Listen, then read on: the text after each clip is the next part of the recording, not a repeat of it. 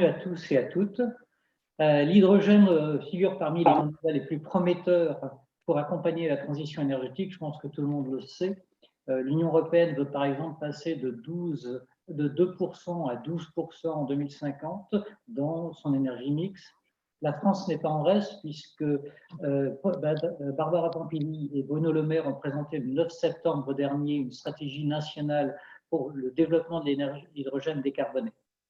Pour approfondir cette question, je vous propose de vous tourner vers 3 experts.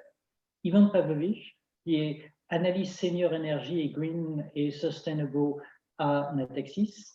Christelle Rouillet, qui est directrice générale de Dynamics, qui est une filiale du groupe EDF.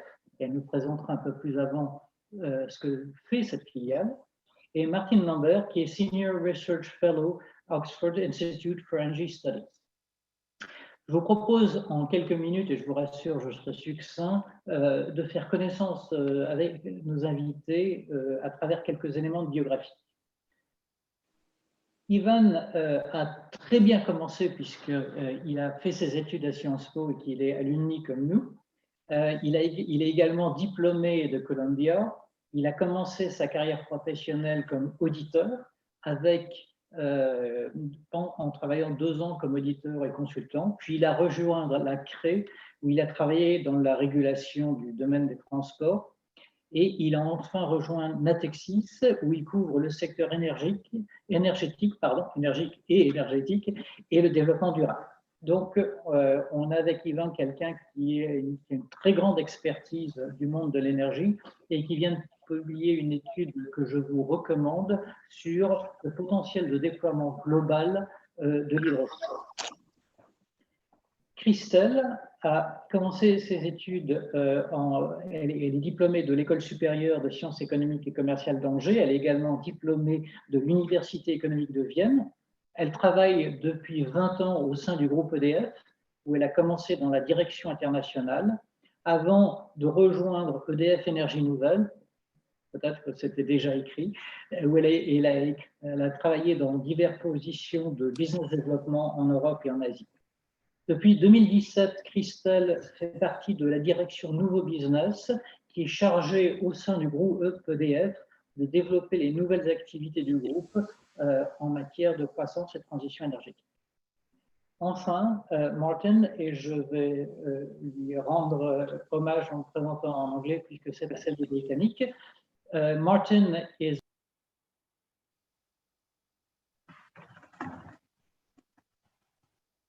Denis, votre micro s'est coupé. On t'entend pas. Votre micro a été coupé, Denis, je crois.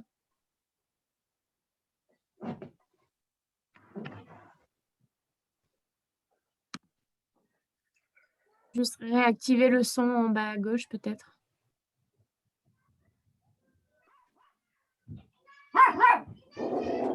Est-ce que vous m'entendez? Parfait.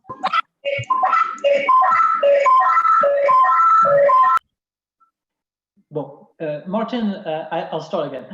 Martin is a senior research fellow at the Oxford Institute of Energy Studies. He started by graduating from the other great British university, Cambridge. For 35 years, Martin worked at Shell in various positions, literally all over the world, specializing in gas and biogas. So he's quite knowledgeable about the subject from an operational point of view. Since 2016, Martin has been working with consulting, specializing in gas business. Je demande à la personne de la compagnie d'un chien de débrancher son micro, s'il vous plaît. En fait, Denis, je crois que c'est l'écho chez Ivan. Ah, ok. Juste quelques petits mots sur le format. Comme vous l'avez compris, chacun parlera sa langue. Donc, Ivan et Christelle parleront en français. Martin nous parlera en anglais. Il est à l'aise pour comprendre le français, mais il préfère s'exprimer dans la langue de Shakespeare. Je vais proposer à Yvonne de commencer la présentation et de s'appuyer sur la très intéressante étude qu'il a publiée sur le potentiel global de l'hydrogène que je vous recommande. Bonsoir à toutes et à tous. Est-ce que vous m'entendez? Oui. Très bien. Eh bien, merci de votre invitation, Denis, à cet événement et bonjour à toutes et à tous. Je suis effectivement ravi de partager les quelques conclusions de cette étude qui effectivement a paru en fin d'année dernière. Alors, je pense que vous avez bien présenté l'enjeu, à savoir qu'aujourd'hui, l'hydrogène connaît un regain d'intérêt. Et cet intérêt intervient, je dirais, dans un double contexte. Premier contexte, c'est que partout dans le monde, on a, une élévation de l'ambition climatique, avec l'idée sous-jacente que si on veut parvenir à l'objectif des 2 degrés fixés par l'accord de Paris, il va falloir atteindre la neutralité climatique à horizon 2050, et ça implique de se passer à terme totalement des énergies fossiles. Sauf, évidemment, cas pour l'instant improbable de déploiement massif de la technologie de capture et de séquestration du carbone. Donc, évidemment, l'intérêt aujourd'hui de l'hydrogène, quel que soit son mode de production, c'est qu'utilisé en tant que vecteur énergétique, il n'émet pas de CO2, mais de l'eau au moment de sa combustion, et donc apparaît comme une alternative pertinente du point de vue climatique aux énergies fossiles. Le second élément, et là on en vient plus spécifiquement au mode de production d'hydrogène, c'est que l'électrolyse, donc bas carbone, qui est le mode de production de l'hydrogène vert, aujourd'hui bénéficie de perspectives d'abaissement de ses coûts qui sont extrêmement intéressantes, tant du point de vue du coût de fabrication des électrolyseurs, donc les équipements, que du coût de l'électricité qui est utilisée justement pour réaliser le processus d'électrolyse, parce qu'avec l'abaissement des coûts de production dans les filières renouvelables, notamment solaire et éolien, on peut voir effectivement, dans certains cas, l'atteinte de la parité coût d'hydrogène vert par rapport à l'hydrogène gris, qui est la technologie dominante de production de cette molécule et qui est intensive en CO2. Donc ça, je dirais que ce sont les 2 éléments qui expliquent aujourd'hui l'intérêt pour une molécule dont on connaît la production et les usages depuis déjà des décennies. Alors, quels sont les intérêts du déploiement de la molécule, notamment sous sa forme verte, du point de vue de la transition énergétique? Il y a 2 bénéfices principaux à l'hydrogène vert.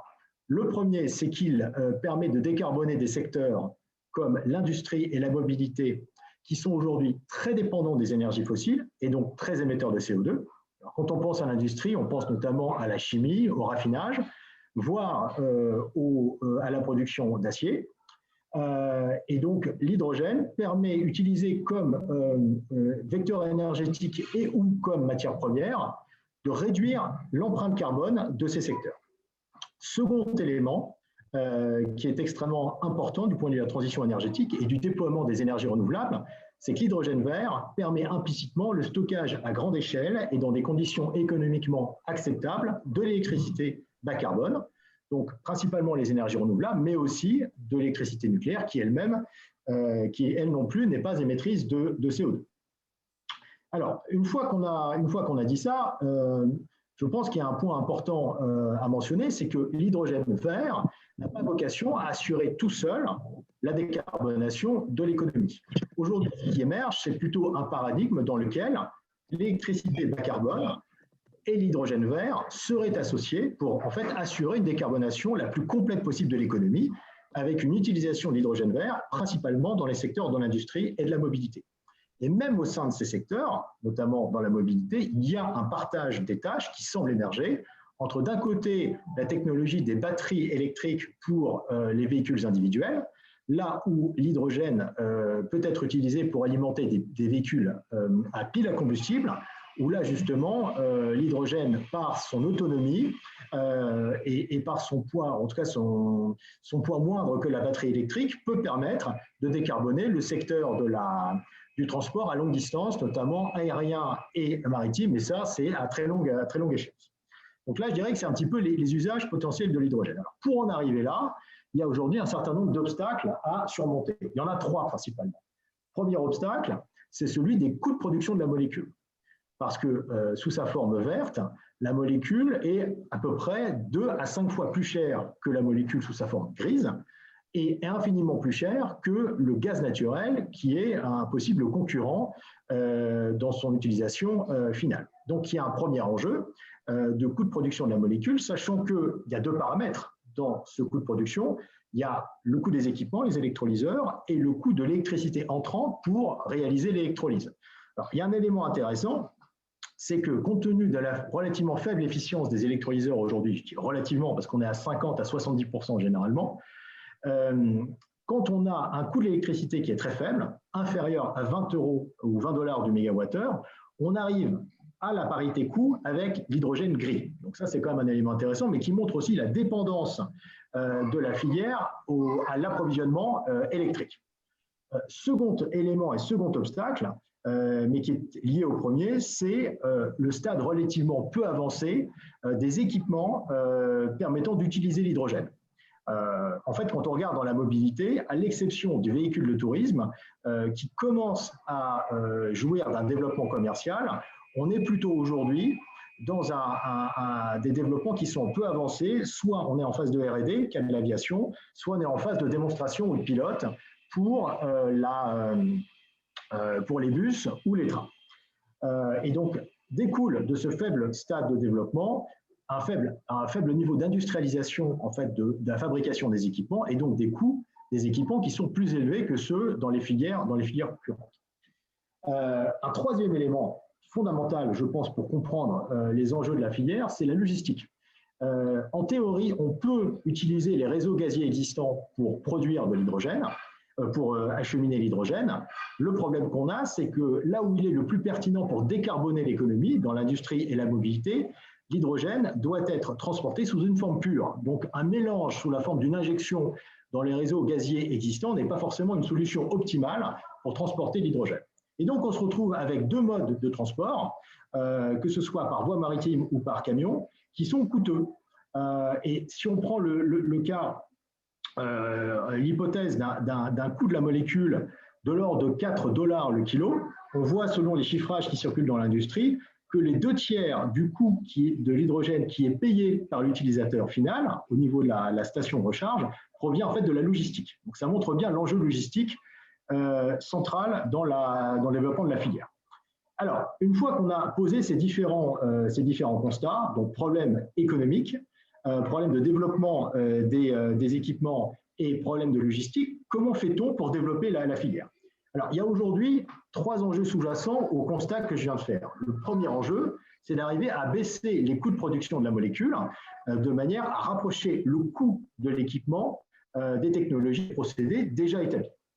Deuxième élément, c'est d'arriver à diffuser l'utilisation de la molécule et à la banaliser. Et enfin, le troisième enjeu, c'est l'amélioration de la performance des équipements. Alors, par exemple, dans le cas des électrolyseurs, c'est l'amélioration de l'efficience de manière à améliorer la compétitivité coût de la production de l'hydrogène vert. Alors, quand on regarde, et vous l'avez mentionné, Denis, en introduction, quand on regarde un petit peu les plans de développement et de soutien public qui ont été annoncés ces derniers mois, on voit que d'une certaine manière, ils visent tous, sous une forme directe ou indirecte, à répondre à ces enjeux à travers 3 types de soutien. Alors, le premier soutien, via des subventions publiques directes, c'est à la génération d'effets d'échelle dans la fabrication des électrolyseurs. Ça, c'est le concept des gigafactories. Deuxième type de soutien, c'est celui du développement de l'utilisation de l'hydrogène via des hubs locaux. Concentrer la production et la demande d'hydrogène dans des points fixes de manière à contourner les enjeux logistiques liés donc au transport de l'hydrogène. Et on voit très bien ça à travers le projet de mobilité qui est développé actuellement à Dijon en France.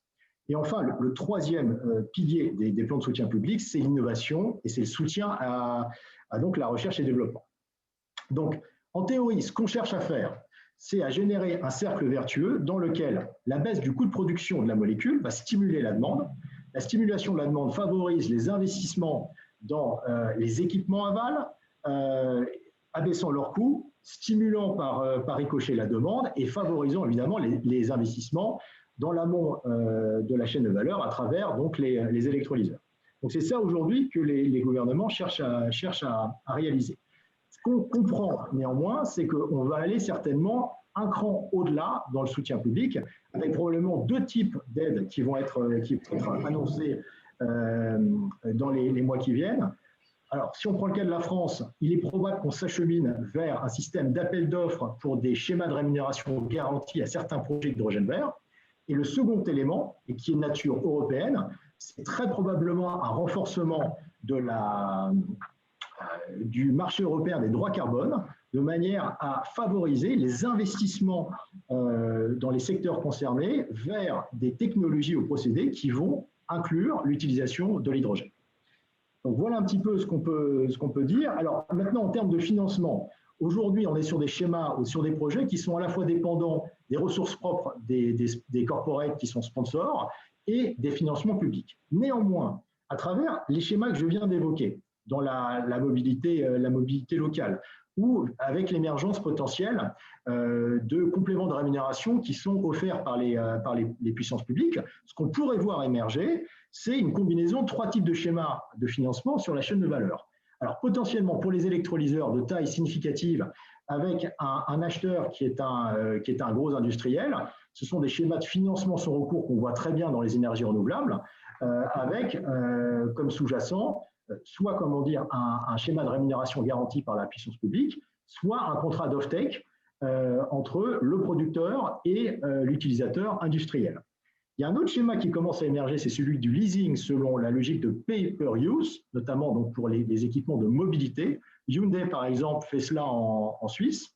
Et il y a un troisième schéma qui commence à émerger, qui est un peu plus complexe, un peu plus systémique, qui serait celui en fait d'un système d'asset co avec des partenariats publics-privés où des sociétés projets sont créées avec un actionnariat qui pourrait être public et privé via des fonds d'infrastructure et avec une partie de la dette levée pour justement financer les équipements qui serait une dette sans recours. Alors évidemment, l'intérêt de tout cela, c'est de faire jouer l'effet de levier quand on a une massification de la demande d'hydrogène pour des schémas, pour de la demande d'hydrogène qui est elle-même captive et prévisible, puisque les volumes dans la mobilité publique ou l'enlèvement des déchets sont des volumes qui sont connus à l'avance, prévisibles, stables dans le temps. Donc là, on peut rentrer dans des schémas qui sont des schémas où on fait jouer des effets de levier dans la filière et on peut aussi faire entrer des investisseurs equity. Donc, je vais conclure très brièvement pour dire que on n'en est qu'au début du développement de la filière, que les investissements sont colossaux. On parle potentiellement de 150 milliards de dollars d'investissement qui seraient nécessaires pour combler le déficit de compétitivité coût de la filière par rapport aux technologies assises sur les énergies fossiles les moins coûteuses aujourd'hui. Ça, c'est un chiffrage du Conseil mondial de l'hydrogène. Ces investissements ils devront être pour partie pris par la puissance publique, mais il y a des schémas pour associer la finance privée de manière à générer des effets multiplicateurs sur la dépense publique, comme je l'ai évoqué. Et puis, il y a enfin le rôle central que vont jouer les droits carbone et la valorisation des émissions de carbone pour favoriser la réalisation des investissements dans les secteurs industriels pour l'adoption de l'hydrogène. Voilà, écoutez, c'est à peu près tout ce que je pouvais ou voulais partager avec vous ce soir, en espérant ne pas avoir trop dépassé le temps. Merci Ivan. Il y aurait certainement beaucoup plus à dire. L'étude qu'a publiée Ivan est extrêmement riche et je vous la recommande.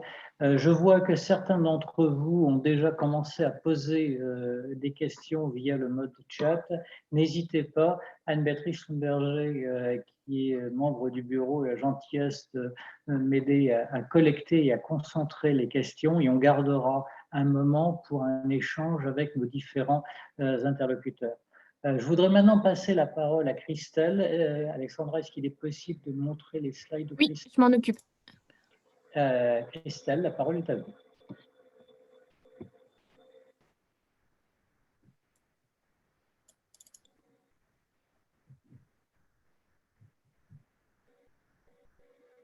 Christelle? Pardon, excusez-moi, j'avais mon mute. Merci beaucoup, Denis, et merci beaucoup à tous de me donner cette opportunité de pouvoir m'exprimer. Et je suis ravie finalement d'intervenir juste après Ivan, car ce que vient de dire Ivan est exactement la stratégie du groupe EDF Dynamics. C'est-à-dire que clairement, le groupe EDF Dynamics voit l'hydrogène comme un vecteur de décarbonation de l'économie, à commencer évidemment par les secteurs les plus émetteurs de CO2 que sont l'industrie et la mobilité. c'est en ce sens qu'Aynamix a effectivement été créé en 2019 et l'on peut passer le deuxième slide, selon un modèle, une activité plus exactement relativement classique ou simple, qui est producteur et commercialisateur d'hydrogène bas carbone et eau renouvelable. Et là où je rejoins Yvan, et la France, pour ce cas-là, a une carte à jouer extrêmement importante, qui est effectivement de disposer d'un mix énergétique bas carbone, ce qui n'est pas le cas, notamment en Allemagne. Vous m'entendez toujours parce que je ne vois pas bouger le slide.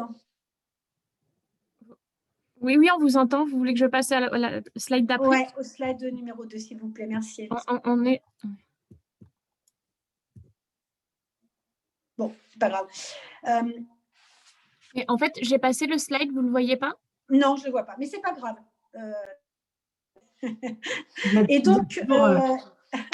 Et donc, producteur et commercialisateur d'hydrogène, selon un modèle d'affaires qu'exprimait d'ailleurs tout à l'heure en modèle 3, Yvan, qui est un modèle sous la forme de société de projet, dans lesquelles, effectivement, Aynamix est investisseur, avec d'autres partenaires en equity que peuvent être aujourd'hui des fonds, et nous travaillons sur nos projets déjà avec des fonds d'investissement, de la dette qui interviendra probablement ultérieurement, hein, les banques aujourd'hui étant surtout dans une logique plutôt de vouloir attendre que les installations puissent avoir fonctionné quelque temps, mais en tout cas aujourd'hui une société de projet qui est détentrice de ces ouvrages de production et qui va alimenter, approvisionner, vendre de l'hydrogène à différents clients. Ces clients étant, comme les appels à projets territoriaux peuvent le prévoir, de l'industrie et ou de la mobilité. Nous adressons, nous, foncièrement la mobilité lourde. Et là aussi, on se rejoint complètement. La batterie, ça sera la mobilité plus légère où chaque personne pourra se charger à son domicile et ayant besoin d'une autonomie plus courte, puisque c'est une autonomie quotidienne, alors que pour la mobilité lourde, vous avez besoin d'une plus grande autonomie, hein, les bus, les bennes à ordures, les camions, etc. À partir de 180 km par jour, l'hydrogène est tout à fait pertinente, ainsi qu'un temps de recharge court. Et c'est la raison pour laquelle on développe ces projets aujourd'hui sur ces deux secteurs d'activité, de la phase développement, donc comme je disais, conceptuaire, réalisation et également exploitation-maintenance, et ce sur différents pays qui sont aujourd'hui les pays où des plans hydrogène, des stratégies hydrogène ont été mises en œuvre, à savoir évidemment l'Europe au sens la France, l'Allemagne, la Belgique et l'Italie, et puis également au UK. D'autres pays sont également sur cette logique avec des secteurs d'activité sensiblement les mêmes, comme les Émirats, les US et la Chine sous un autre aspect. Donc, clairement, on est dans ce modèle d'affaires de société de projet avec, dans un modèle déconsolidant, et on accueille d'autres actionnaires qui peuvent être effectivement des actionnaires publics et des actionnaires privés. Sur le slide suivant, vous pouvez un petit peu voir les deux types d'affaires que nous pouvons développer, à savoir vraiment des petites installations de mobilité. Alors là, on parle d'installations de 1 à 5 mégawatts sous forme d'écosystème. Et puis, vous avez des plus grandes installations, comme le disait là aussi Yvan, très aligné avec ce que vous avez dit, c'est effectivement des installations sur la raffinerie, sur des usines de chimie, et où également nous adressons également tout ce qui va concerner la cimenterie, car il est beaucoup plus difficile en fait d'avoir une électrification directe, c'est-à-dire la réduction du CO2 se fera par la combinaison de l'H2 et du CO2 capturé pour d'ailleurs fabriquer du méthanol. Donc tout ça dans une logique d'écosystème.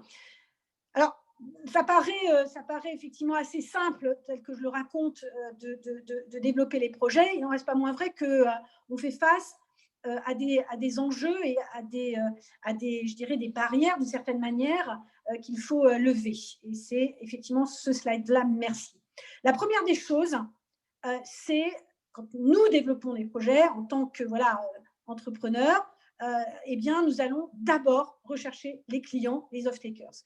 Et les clients, quand il s'agit de clients industriels, on est sur quelque chose de un petit peu plus simple, hein, dans la mesure où c'est une substitution de l'âge de gris, de l'hydrogène gris, qui, je le rappelle, aujourd'hui produit par vaporéformage à 96% dans le monde, qui est très émetteur de CO2. Hein, 1 kg d'hydrogène produit, c'est 10 kg de CO2 émis.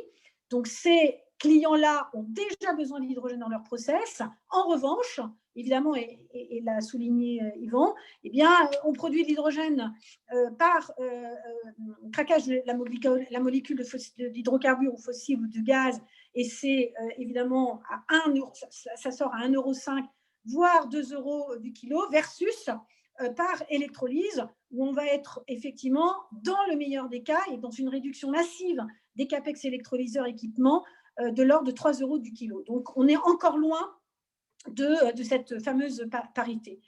Ce qui m'amène au deuxième sujet, qui est effectivement le cadre réglementaire qui doit être favorable à cet hydrogène électrolytique, un peu plus stabilisé, c'est-à-dire qu'aujourd'hui, on a en fait des plans massifs d'investissement, ils sont donc des aides au CAPEX, des équipements.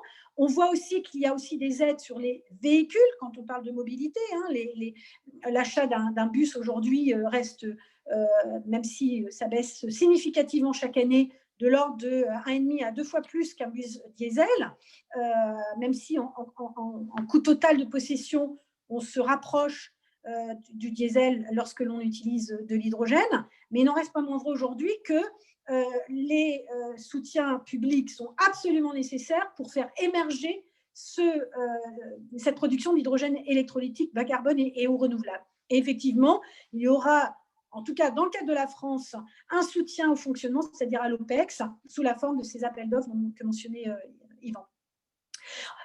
Bien évidemment, il va falloir capter, j'ai envie de dire, ces financements qui sont nationaux. En Allemagne, vous avez exactement la même, des appels d'offres ou des appels à projets type Réalabor, mais aussi sur le plan un peu plus européen comme les IPCEI, donc Important Project for Common European Interest, où on parle là de centaines de mégawatts d'électrolyseurs installés à destination, là évidemment, des 7 grandes industries que sont les raffineries, les chimistes, etc. Et puis, vous avez également les aides en termes de recherche et développement qui permettent là aussi de pouvoir optimiser les équipements.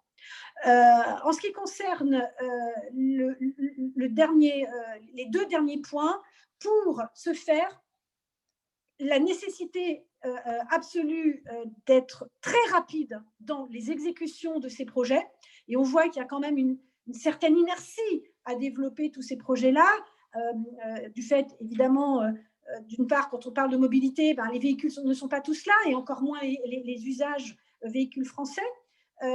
Et puis, bien évidemment, les industriels, pas non plus à même d'acheter un hydrogène qui aujourd'hui reste donc 3 fois plus cher que celui qui l'alimente aujourd'hui.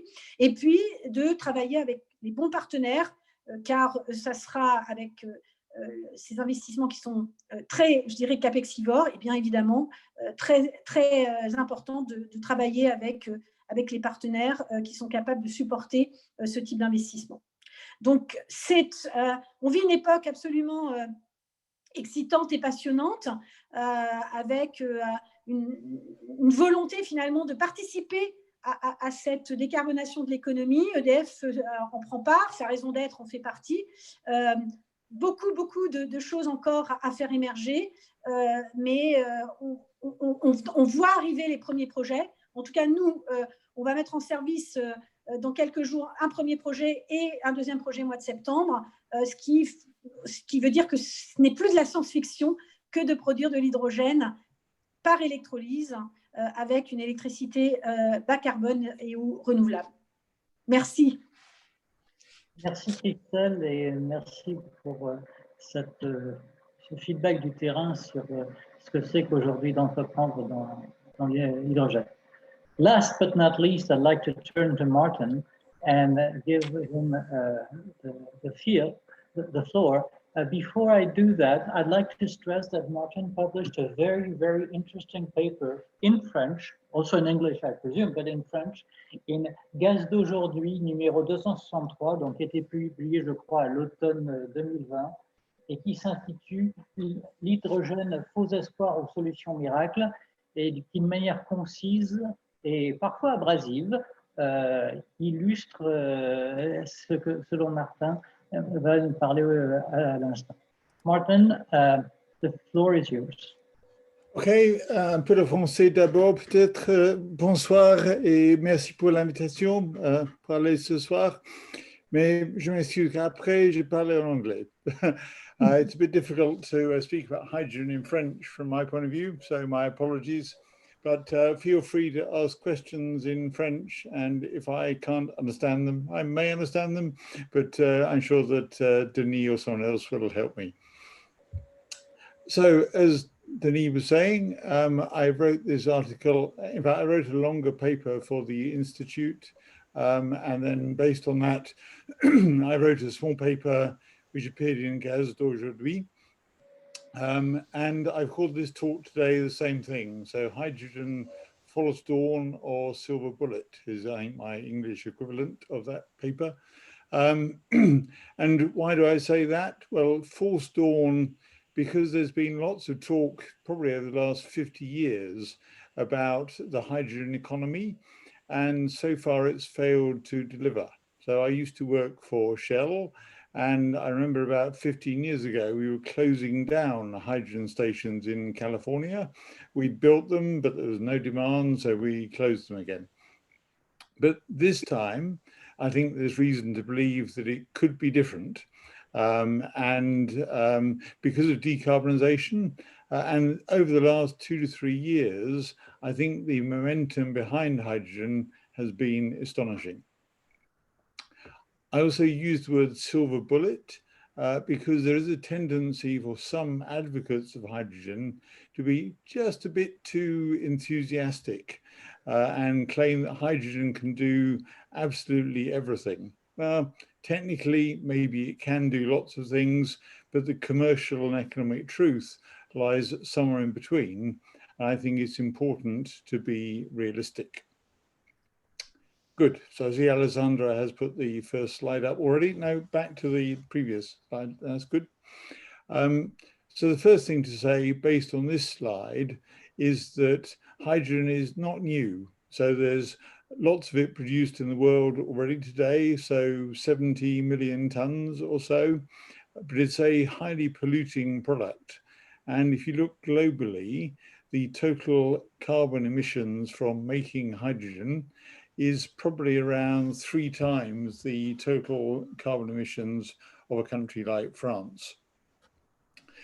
The chart shows the main uses are in oil refining and ammonia, but that industrial use gives us a real opportunity, I think, to convert the current uses, which emit lots of carbon dioxide, to a form of low carbon hydrogen, and Ivan has spoken about blue versus green, and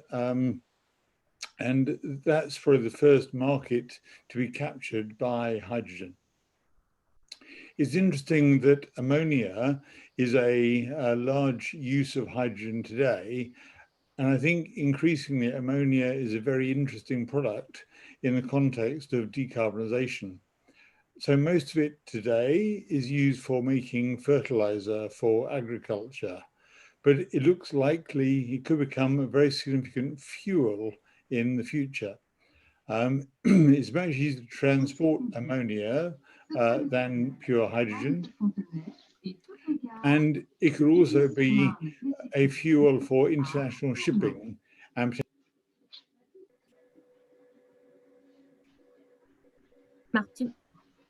Martine, votre micro est coupé.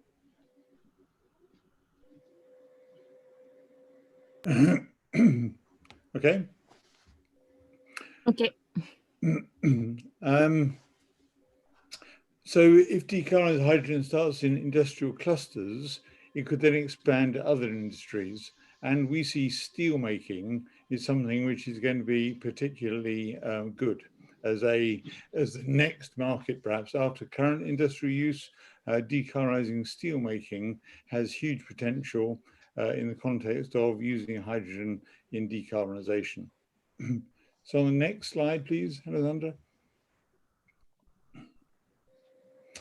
So then after decarbonizing current industry, we see the next very realistic use for hydrogen is in power generation. It's talked about quite a lot less, but it's a really good way to store decarbonized energy. So when people talk about renewable power, it's well known that wind and solar are intermittent renewables, and you have to cope with the time when the wind isn't blowing and the sun isn't shining. And as the share of renewables gets higher and higher, that question becomes more and more important to address. Maybe in a country like France, nuclear power can help to some extent, but only to some extent. In most places, batteries and hydrogen are the two solutions. This chart shows quite nicely that batteries are good and they're very efficient. So the round trip efficiency for a battery is much better than for hydrogen. But given the energy density, batteries are really only any good for a few hours, maybe at best a day or two. But if you want to cover a time when there's not much wind or not much sun for a week or longer, then you need something else. And hydrogen, made when there's lots of power generation and then stored underground and then taken out to the underground storage, is then a very good solution. And we see that coming as an important use for hydrogen. Then onto my final slide, which is probably the big challenge for hydrogen overall, is on costs, and costs are very closely related to scale.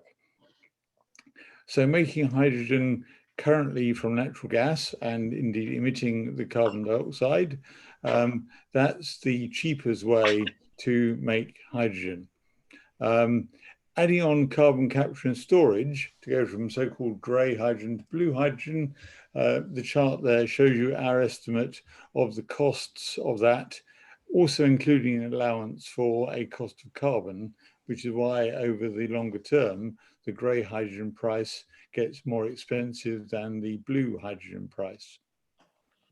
But as we were talking earlier, the real prize is renewable electricity to hydrogen. And I think it's fair to say the cost today of that is eye-wateringly expensive. So it's very expensive, and the economics of that don't look very good at all. Also, with carbon capture and storage, there's a bit of a challenge because it's not yet deployed at scale in Europe. And from a public acceptance point of view, if you look around many countries in Europe, it's really not acceptable. It's mainly countries around the North Sea, so UK, Netherlands, Denmark, Norway, where carbon capture and storage is okay.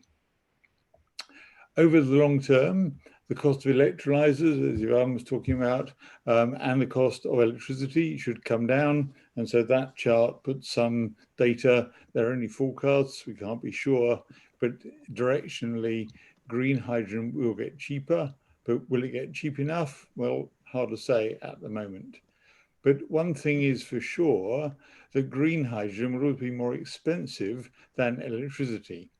So many applications where electricity can do the job, it will do the job.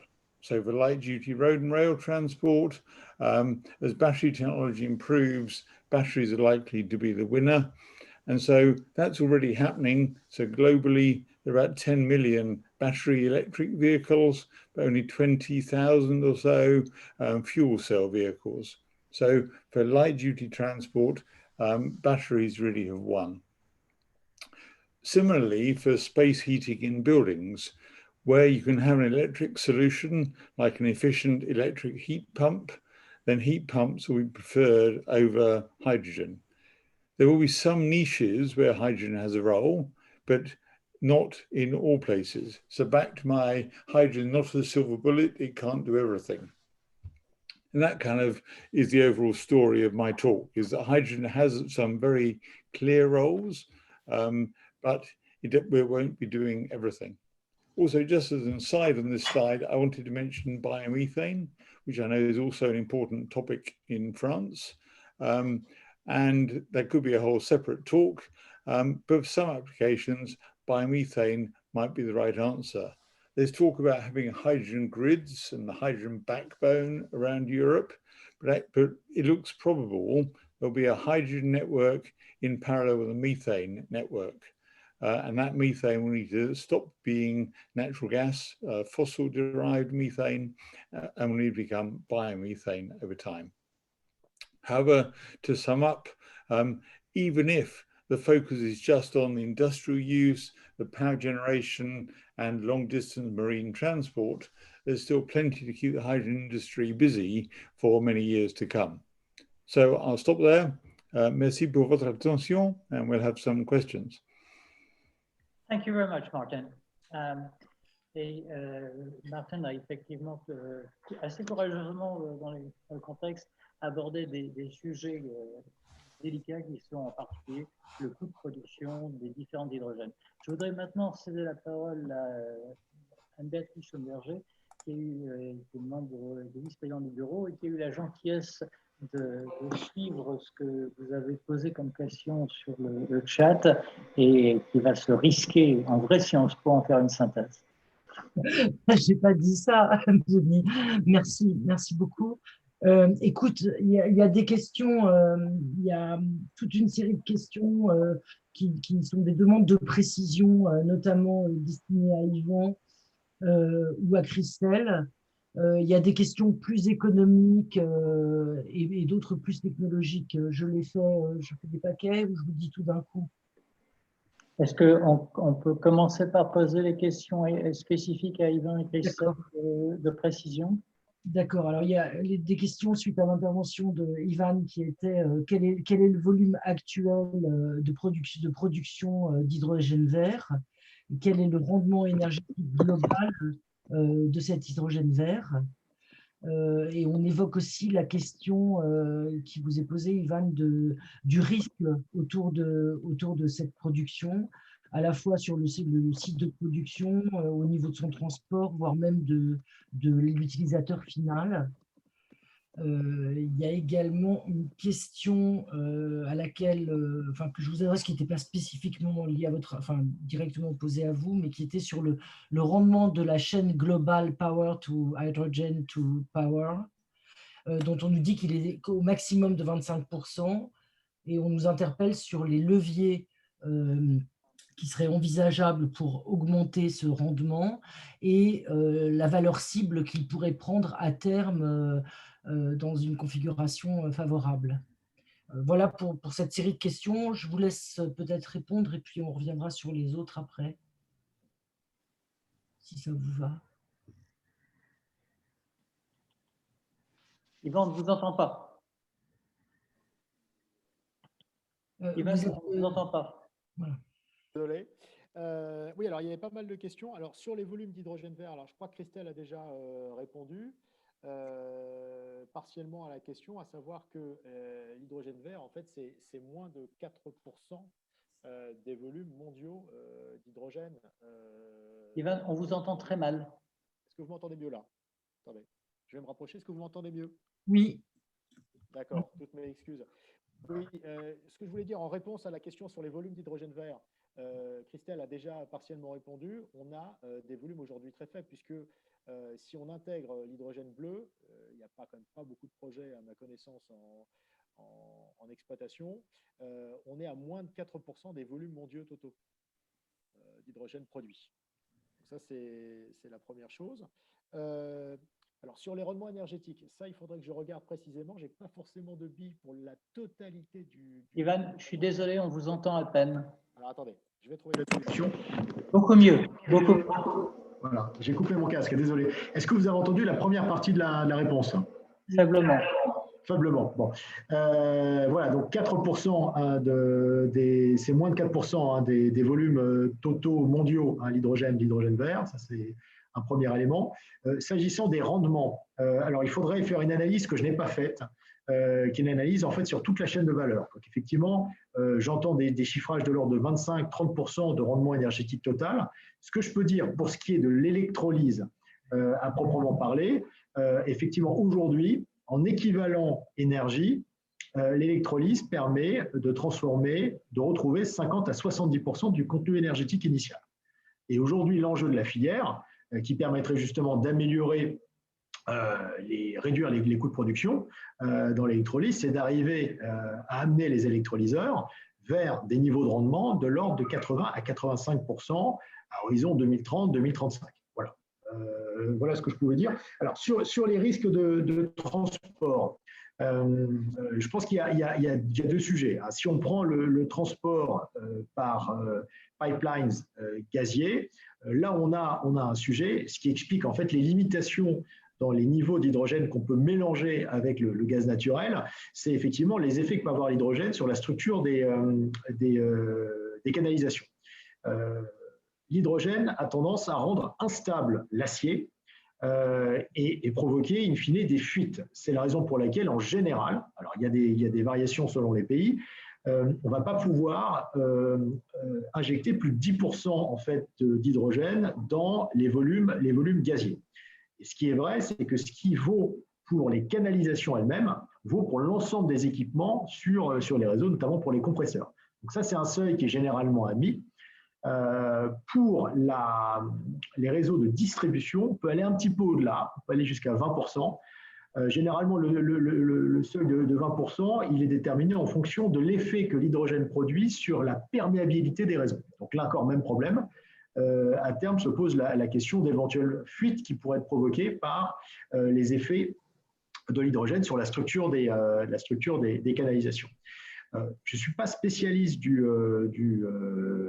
transport routier, mais effectivement, il y a des enjeux, on va dire, structurels liés au caractère inflammable de l'hydrogène dans le transport routier. Donc voilà, maintenant, à ma connaissance, on n'a jamais vu d'accident significatif. Et c'est vrai que dans l'esprit du public, on en reste encore à l'accident du Zeppelin il y a quasiment un siècle. Voilà. Donc, je ne m'exprimerai pas de manière plus spécifique sur le transport routier. Je connais mieux le transport par gazoduc et voilà les quelques éléments que je pouvais partager avec vous sur ces sujets. Merci. Juste une précision. On nous demande si les slides seront disponibles, ainsi que l'étude dont vous avez fait mention tout à l'heure. Yvan, est-ce qu'on peut mettre sur notre site votre étude? Alors absolument, elle sort du cadre MIFID de la recherche financière, parce qu'elle est vraiment destinée au public le plus large possible. Donc, je serais heureux qu'elle figure sur le site de l'association. Donc, les présentations et l'étude, merci Yvan, seront sur le site. D'accord. Christelle, vous vouliez ajouter quelque chose à ce qu'a dit Yvan? Oui, peut-être sur le rendement de la chaîne de valeur globale, c'est-à-dire excusez-moi, je vais mettre la caméra, pardon. Donc, de la partie sourcing ELEC jusqu'à la partie mobilité, aujourd'hui, c'est 35%, ce rendement de chaîne de valeur globale. C'est bien,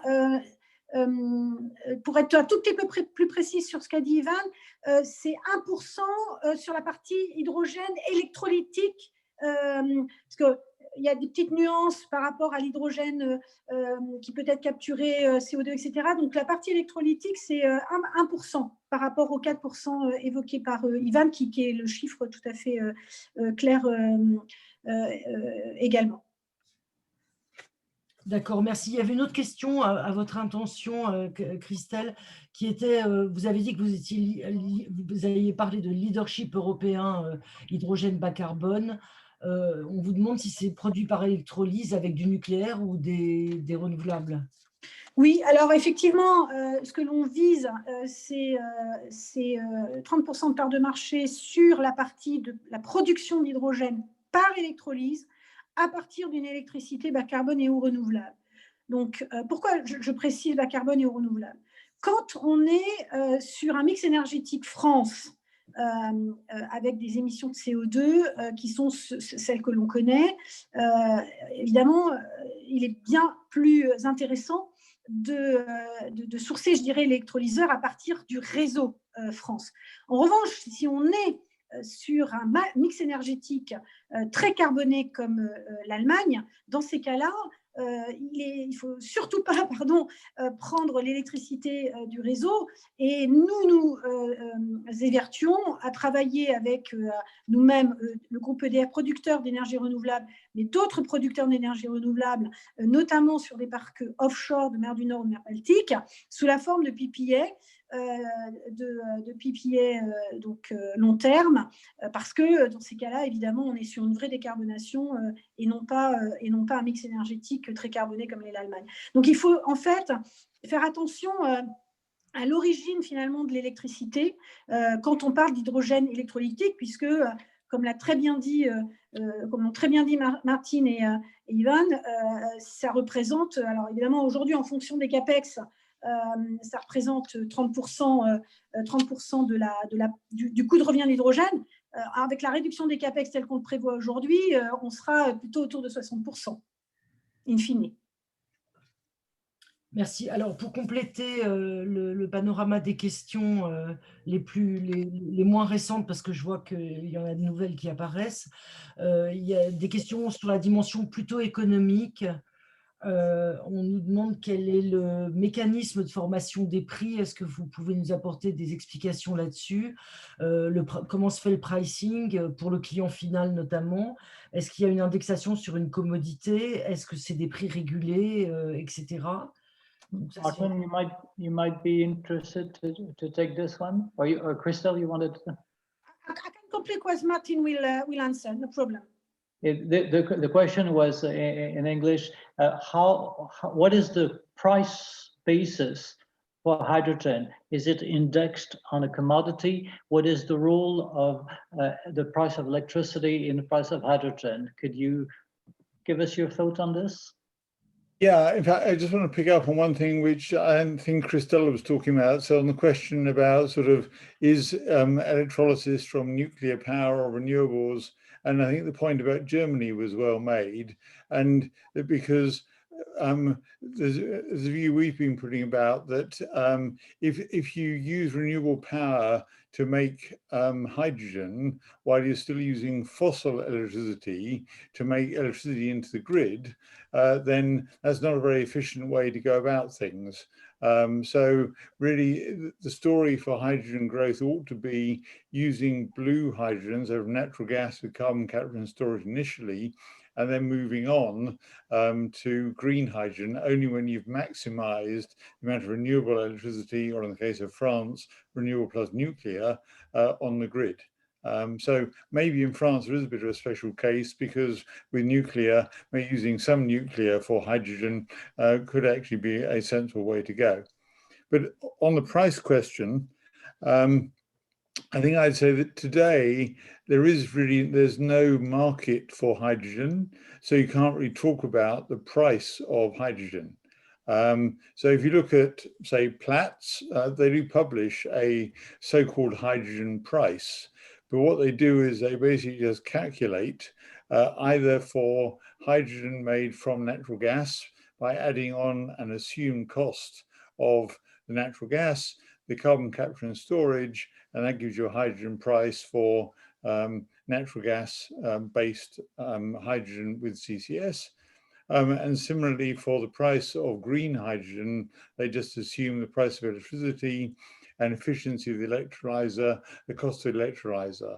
So I think it's important to understand that there is no market price for hydrogen, because it's very much a cost plus approach at this stage. And that kind of makes sense for some time, while hydrogen is predominantly a local product. So hydrogen is not yet traded, it's made and it's used without really traveling very far. So I think that'd be my answer, but Christelle may have more on what their thoughts are on hydrogen in their applications. Thank you, Martin. It's the same thing, but la manière dont nous essayons, je dirais concrètement, sur nos projets de développer, c'est d'être plutôt dans une indexation ou d'un pass-through entre, évidemment, l'électricité et l'hydrogène. Ce qui veut dire que quand on est adossé à des prix de marché, eh bien, évidemment, c'est une forme d'indexation à l'électricité. On a tendance à vouloir contractualisé sous la forme d'un PPA, puisque l'avantage de ce type de montage, entre guillemets, c'est la capacité, en fait, à avoir une visibilité sur un 20 ans, entre 10 et 20 ans, dirais-je, de ce PPA renouvelable et qui permet effectivement d'avoir cette visibilité de l'hydrogène. Il n'en reste pas moins vrai que quand on adosser l'hydrogène à un parc solaire ou éolien en raccordement direct aujourd'hui n'a pas de sens, pour la simple et bonne raison qu'un électrolyseur, pour un mode de fonctionnement optimal, doit fonctionner à minima autour de 5000 heures, évidemment plus, puisque grosso modo on a une tangente à ce moment-là, ce qui laisse entrevoir plutôt un rapprochement avec de l'offshore, où on est autour de 5-6 000 heures, plutôt qu'avec un 1000 heures France solaire ou un 2000 onshore quelque part. Mais en tout état de cause, pour la réponse, on va plutôt avoir tendance à être sur une indexation ou un pass-through avec les prix de marché élec. Une question qui, d'une certaine manière, s'adresse à vous trois. Martin mentioned that it was a cost-plus basis. Et Christelle vient de mentionner les PPA, et avec une perspective à 20 ans. Une question qui est le coût de la tonne de CO2, the price of the ton of carbon. Comment est-ce que, dans une perspective de pricing à 20 ans, on intègre une évolution possible du coût du carbone? Alors, je peux me lancer, mais je pense que Martin et Ivan sont beaucoup plus avertis que moi. Mais effectivement, Denis, il y a cet input-là, et nous avons, dans nos approches marché, fait une sorte de merit order, en fait, de la tonne de CO2 évitée, ce qui nous conduit à viser sur l'industrie des marchés, d'abord, typiquement, et ça peut paraître surprenant, mais la sidérurgie, qui dans le merit order de la tonne de CO2 est plutôt autour de 200 € de la tonne évitée, alors qu'on va être, par exemple, sur une partie raffinage un peu plus élevé. Et c'est d'ailleurs la raison pour laquelle il y a aussi cette espèce cette mise en place de bio-tickets ou de quelque chose qui s'en rapproche et qui est une forme, en fait, d'incitation fiscale à la tonne une sorte d'équivalence à la tonne de CO2 évitée. Mais Martin et Ivan, probablement des meilleures explications que moi. I can say something on that if you like. I mean, I think, if I understand the question, it's asking about the price of carbon and sort of and how that fit. And I think the required carbon price will be different depending on the application. So, if you think about the European the ETS carbon price today, what 20 to 30 euros a ton, depending on when you look at it. Probably if you get the carbon price about 50 euros per ton, or slightly higher, say 50 to 60 euros a ton, at that point, probably for current industrial users of hydrogen to start using carbon capture and storage for blue hydrogen, that probably then will start to make sense. Where it gets more challenging, I think, is then if you want to displace current natural gas applications, for example, in natural gas-fired power generation, and use hydrogen instead, then you'd need a substantially higher carbon price. I've seen studies suggesting getting on for 80 to 100 euros per ton, that price. But Ivan may have some thoughts. Ivan? Peut-être juste pour compléter ce que vient de dire Martine, Oui, je pense qu'effectivement, j'analyserais plutôt les prix du carbone comme des points de basculement en fait technologique. C'est-à-dire en gros, l'intégration du prix du carbone va à un certain niveau de la tonne de CO2 provoquer en fait naturellement des décisions d'investissement qui favorisent l'adoption des technologies les moins émettrices de CO2. Donc effectivement, si je prends le cas de l'hydrogène bleu par rapport à l'hydrogène gris, les chiffrages qui circulent aujourd'hui dans l'industrie sont qu'un prix du carbone à 50 $, entre 50 et 70 $ rend économiquement pertinent le basculement, en fait l'installation d'un procédé de capture et de stockage du CO2, et donc voilà, et fait basculer quelque part le secteur d'une technologie vers une autre. Et c'est plutôt comme ça qu'on le voit, et c'est vrai que de manière générale, on sait que l'évolution à la baisse, donc attendue de l'hydrogène vert, ne va pas à elle seule résoudre le problème de compétitivité coût des différentes filières industrielles, on va dire, qui pourraient l'utiliser. Et on sait tous qu'à horizon 2050, même en supposant des prix de l'hydrogène vert à 1 $ le kilo, on aura, comment dire, besoin de prix plancher du carbone dans une série de secteurs industriels pour favoriser en fait la sortie des énergies fossiles. Alors, je prends juste un chiffre que donne BINEF qui est quand même assez intéressant.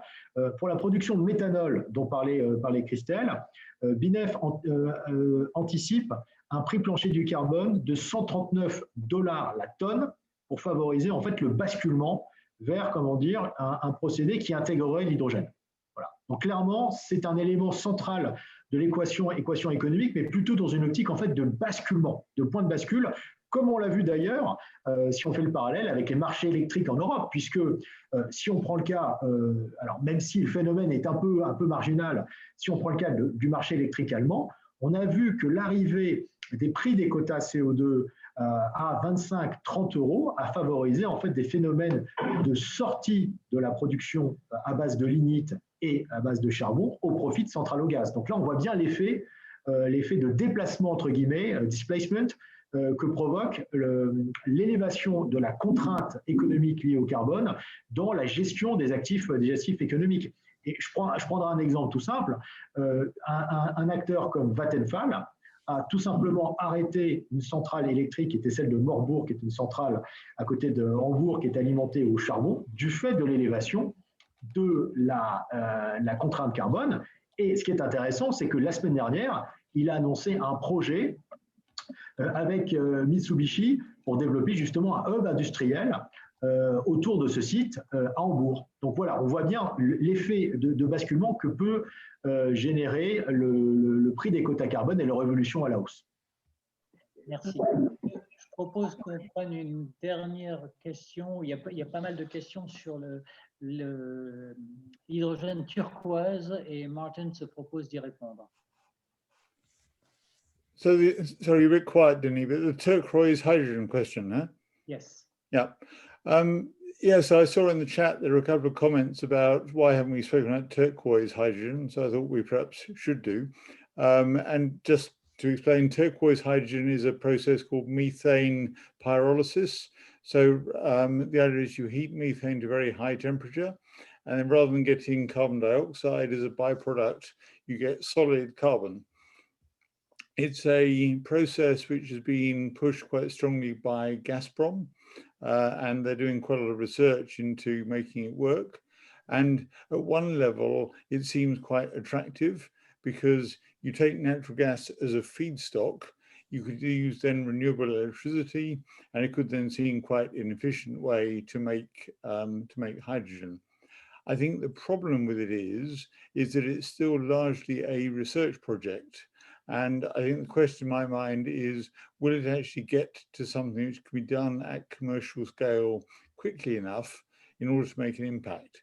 So maybe it can, but it's been one of those ideas that's had promise now for several years. And I guess we've been waiting to see, is someone going to build a demonstration project? And we haven't seen it yet. So yeah, maybe it will come, but I don't think we can rely on that because it's not yet proven. Thank you. Je propose, on pourrait certainement continuer toute la nuit, mais je propose que ça soit le mot de la fin et qu'on s'arrête là. Vous pourrez trouver les présentations de nos invités sur le site ainsi que l'étude d'Ivan et la tribune de Martin en français. Je voudrais vous remercier tous et toutes. Je voudrais remercier Anne-Béatrice qui a collecté, synthétisé des questions. Je voudrais remercier Philippe Détour, sans qui cette conférence n'aurait pas pu se passer. Je voudrais aussi chaleureusement remercier Alessandra et l'équipe de Sciences Po Alumni qui est notre ange gardien et nous permet que ça fonctionne. Je terminerai en vous disant qu'au-delà de cette conférence, nous continuons à organiser des conférences sur les thèmes qui nous passionnent tous. Nous recevrons le 11 février le PDG d'Egis, Nicolas Jachier, qui nous parlera de la transition énergétique dans les infrastructures. Et le mardi 30 mars, nous recevrons la directrice générale de l'Observatoire méditerranéen de l'énergie pour la publication du rapport annuel sur l'état de l'évolution de l'énergie dans le bassin méditerranéen. Et bien sûr, nous vous retrouverons avec plaisir sur l'espace groupe énergie, infrastructure et mobilité sur notre nouveau site des alumni. Je vous remercie à tous. Thank you, Martin. Et je vous souhaite une très bonne soirée et à très bientôt. Merci, au revoir. Merci à tous.